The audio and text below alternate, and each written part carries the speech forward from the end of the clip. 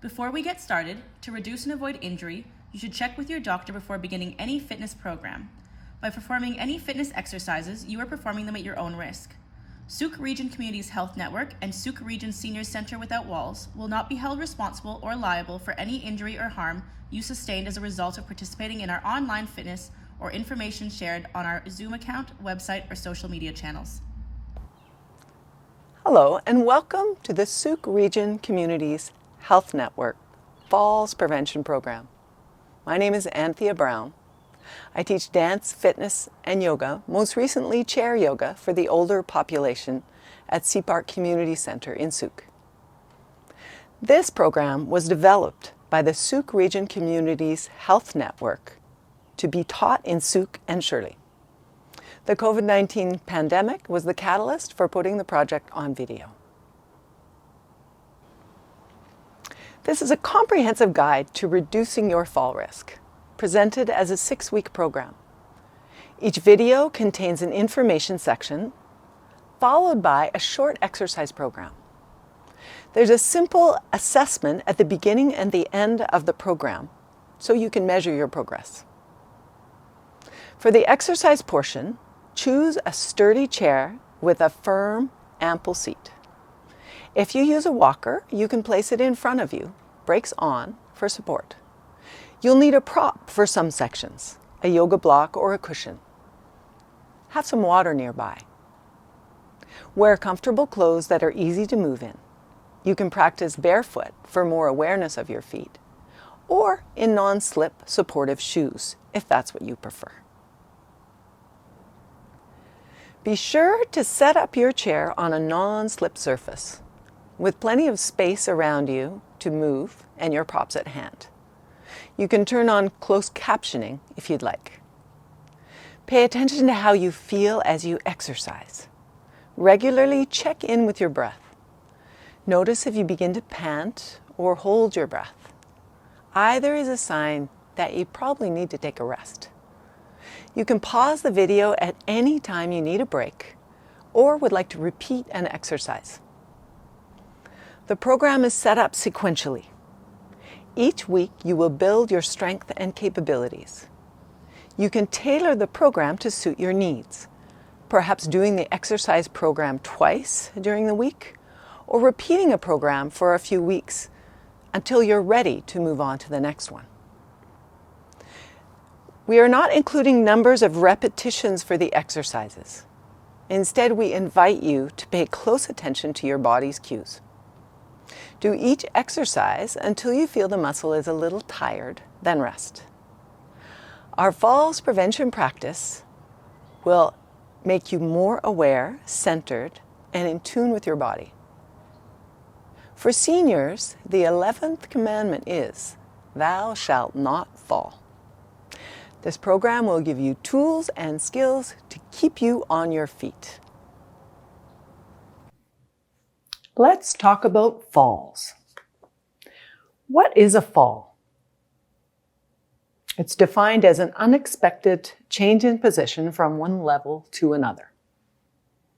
We generally think of falling down, but the wording reflects that we can fall up, as in upstairs. Imagine tripping as you go upstairs and you end up landing on a level higher than you were before you fell. A fall usually involves losing balance or losing the ability to correct balance. What kind of falls have you had in the past? I know for me, one of the worst ones I had was I was varnishing a floor and I slipped and fell on my hip. And I've had both my hips replaced. I think that was the beginning of it. So very important to do our best to avoid falling. I'm going to give you a few facts about falls. They're not intended to be scary. They represent factors that we may not associate with falls. We've all fallen at some point in our lives, and for the most part, it hasn't meant that our whole life has to change. This can change as we age. The following statistics can give a clearer picture of how falls can impact our lives as older adults. 77% of hospitalizations for people over 65 are the result of a fall. This number is often higher than people expect. It shows the impact falls have on our medical system. We often think of heart attacks and strokes when we think of older people being hospitalized. It might be surprising that it's falls that fill many hospital beds. 90% of hip fractures are the result of a fall. Hip fractures are the number one reason for hospitalization for women. Interestingly, men are more likely to suffer a head injury. 50% of falls result in an injury. This refers to injuries that are reported and usually more significant. For older adults who heal more slowly, this can impact their ability to return to regular activities. Women are 3 times more likely to require hospitalization following a fall. This represents the fact that women generally live longer than men. Women also live alone for more of their senior years than men do. Being able to live independently after a fall can be significantly changed. Without assistance, it's difficult to maintain daily activities. A longer hospital stay may be necessary before being able to return to independent living. 40% of falls that result in hospitalization will require a change in living situation afterwards. This may mean moving to a more appropriate residence, i.e. one with no stairs, or moving to an assisted living or residential care facility. Again, one of the biggest outcomes of a fall can be the loss of independence. Next, we'll look at what are the possible outcomes of a fall and what are the risk factors for a fall. Outcomes from a fall. First is decreased independence. The need for assistance from family, friends, care aides, outside organizations. This can increase stress and lower self-esteem. Decreased mobility. A fall can make you unable to do usual activities, from putting on socks to going for a walk, going shopping, banking, visiting a friend. Increase risk for another fall. After a fall, most people report being afraid of having another fall. This can cause stress and a decrease in activities, especially outside the home.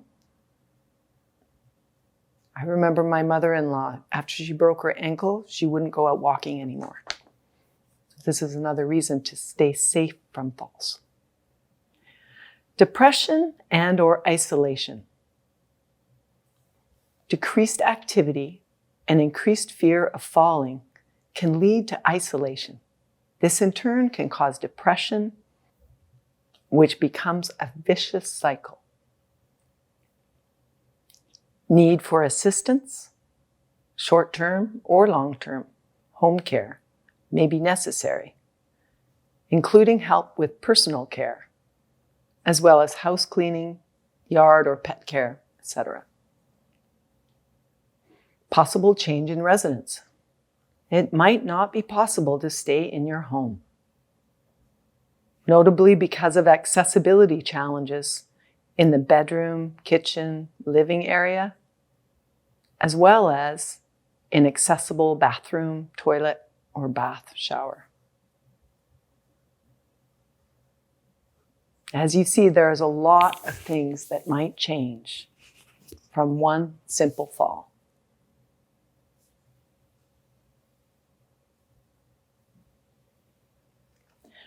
Risk factor for a fall. The Canadian Falls Prevention Curriculum breaks fall risk factors into 4 categories. biological or intrinsic, behavioral, socioeconomic, and environmental. These categories are useful for identifying risk factors that are easy to change versus risk factors that are difficult or impossible to change. For instance, gender is a biological risk factor that most of us aren't going to change to lower our risk for a fall. However, if we know that women are at a higher risk for falls than men and much higher risk for a hip fracture, then we might be motivated to actively try and decrease our fall risk by improving our strength. Biological or intrinsic risk factors are usually factors that we cannot change. We may be able to adapt our lifestyle choices to decrease their impact on us, i.e., medications, assistive devices, or medical aids. But for the most part, we must adapt to living with these conditions. Behavioral risk factors are usually the most controllable of fall risk factors. We have a choice with our behaviors. Some behaviors are habits that may not serve us well, such as wearing a very old pair of shoes that are comfortable but have no tread. Likewise, we think some choices are good for us but haven't necessarily checked as to whether they're still beneficial. Having a nightcap to help you sleep, taking a medication that hasn't been checked by a doctor recently, or not drinking enough fluid to avoid going to the bathroom are examples of this. Behavioral change offers the most opportunity to change our habits and lower our risk of a fall. Socioeconomic risk factors are things that we may not directly associate with fall risk. Many of these we aren't able to change, but there may be some resources that can lessen the impact. Losing a spouse is one example. Many things change when a spouse dies. We become responsible for doing things that were shared responsibilities before. The surviving spouse is at risk of becoming isolated and doing things in the home that they might not usually do. For example, not feeling motivated to cook, doing less physical activity, and decreased social activities can all increase fall risk. Coming from a different culture and having difficulty communicating in English may also inadvertently affect fall risk. Isolation can lead to decreased activity and increased fall risk. Community resources can help to minimize socioeconomic risk factors. While seniors often live on a limited income, having access to groups and activities that are free or low cost can decrease the risk of isolation. Hobbies or activities outside the home are often a good resource for decreasing the impact of socioeconomic risk factors. In Sooke, this can include volunteering. Sooke Volunteer Center, Sooke Region Lifelong Learning, or checking with CPARC regarding options for those with financial limitations.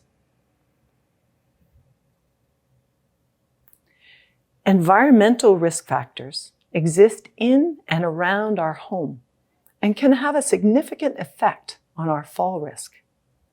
There are often things we can adapt and change to lower the fall risk. Some changes may be simple, such as plug-in motion-sensing lights, while others may be costly and require special services. This week is our introduction and fitness assessment. This program contains a lot of things that you may have heard before. However, we've tried to gather together a lot of information, a lot of exercises and useful tools that you can use to keep yourself from falling. As we come to the end of this session, we also have a fall risk assessment that we'll do together so we can find out how much information you know already. And we're going to do a physical assessment. So you can test yourself now and then at the end of the program to see how much things have changed. Now we're going to do our first physical assessment test. It's very simple. We're just going to go from sitting to standing and back down to sitting again. So we'll do one practice round just so you get the hang of it. Start sitting in your nice stable chair right up on the edge. Maybe it might help to bring your feet underneath you a little bit. And if you have difficulty with this move, you could have your walker right in front of you so you could lean on it. Brakes on, of course. So first, just lean your weight forward onto your feet. You could rest your hands on your knees or on your walker. Press your feet firmly into the floor and stand up. You might need to take a peek just to make sure the chair is still there and then sit back down. So we're going to do that for 30 seconds. I invite you to count how many sit-stands you do, and we'll record it and then check at the end of the 5 weeks how that's changed. Ready? Go.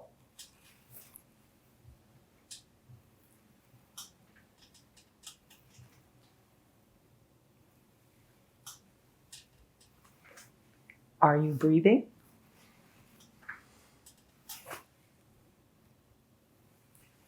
Halfway there.